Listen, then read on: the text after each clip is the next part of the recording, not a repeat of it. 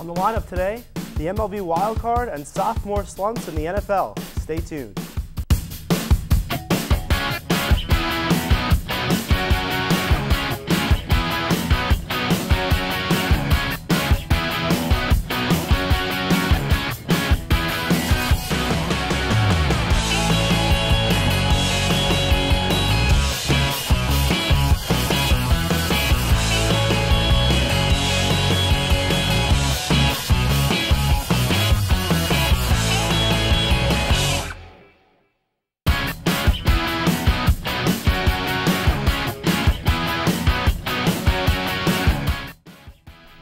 Hello everyone, and welcome to Lions Lineup, the sports show here at Lions Television that brings you sports news and analysis and fun on the national level.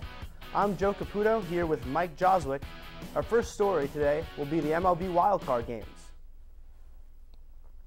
The MLB has made a drastic change, and after experiencing the effects of the new one-game playoff, mixed feelings have been swirling around the league and across the nation.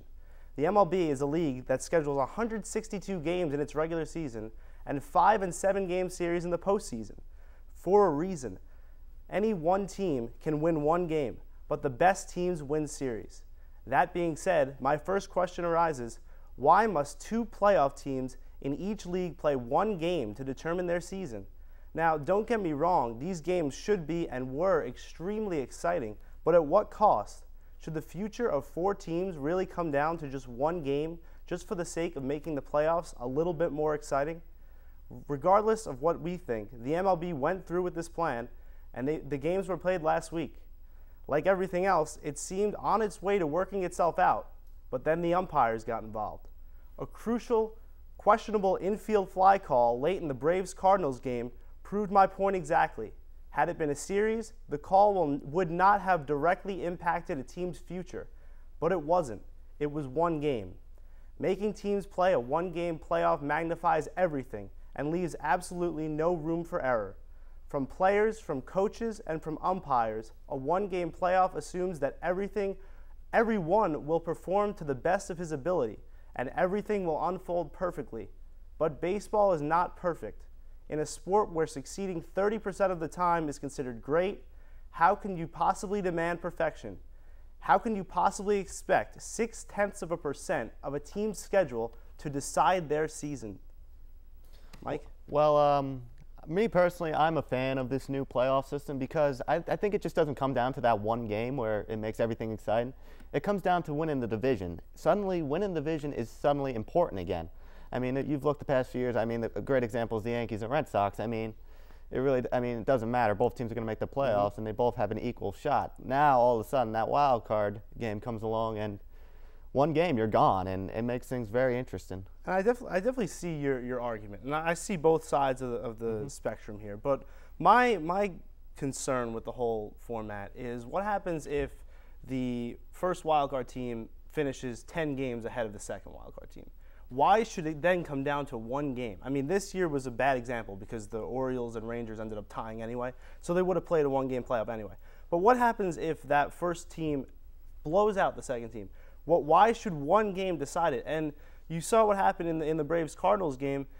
That play obviously gets magnified more so than it should have because this whole 162-game season is coming down to just one game. And had it been a series, all right, well, the Braves say, okay, that's a bad call, but we'll move on. We'll try to win the rest of the games in the series. They have no opportunity to do that now. Yeah, you make a great argument. I mean, I don't think anyone's wrong in this situation, but going back to that call, the Atlanta game, I think, honestly, if it was a regular playoff series like the NLDS or the NLCS, I think that would be a series-changing play. I mean, either way, I think that would have cost the team the series. I mean, I think a good example, go back to 2004, the ALCS with the Yankees and Red Sox, when Mariano Rivera blew the save. I mean, they were almost they were one inning away from going to the World Series. That changed everything, and suddenly the Red Sox, they made that historic comeback. So really, these one plays, I mean, can make a huge difference. I mean, it's just magnified a lot more because, like you said, the one game, I mean, they're gone. It is, and I mean, you got to also, from your argument, from your example you just brought up, you got to bring up how great the Red Sox played in the final 3 games. That's but true, that easily could have been thwarted had the Yankees sent up a pitcher in Game 5 that absolutely shut down the Red Sox. A common adage in baseball: you're only as good as your next starting pitcher. So, do you have at least another opportunity to overcome?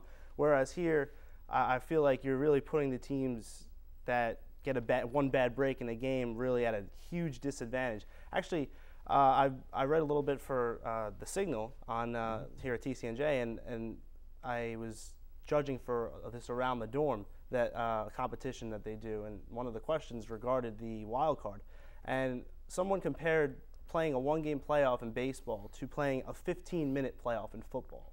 And I think that was a somewhat valid argument, because football, there's a week to prepare. Everything goes into that one game. But if you were to shorten the game to 15 minutes, how does that can't decide a game? Baseball is based on series. Football is based on one game. So I just feel like when you're scheduling 3-game, 4-game series in the regular season, 5 and 7 in the playoffs, I can't see how you could bring everything down to one game, especially when teams are decided by 5-10 games at the end of the season. Yeah, I mean, you make a great argument, but I think another reason why, like, this has been brought up, because it gives other teams a chance, like, to make a run at the playoffs. I mean, look at Oakland this year. I mean, who would have thought they would have made a run at this, like, the division? I mean, it makes things a lot more exciting at the end of the year, and I think it becomes, more exciting for the viewers. I think that was a whole part of it, why you want that one-game playoff. And no one could argue with any of the excitement that it brought. All right, well, we'll take a quick break here, but before we go, we have a trivia question for you. Mark Gastineau was elected into the Jets Ring of Honor this past weekend.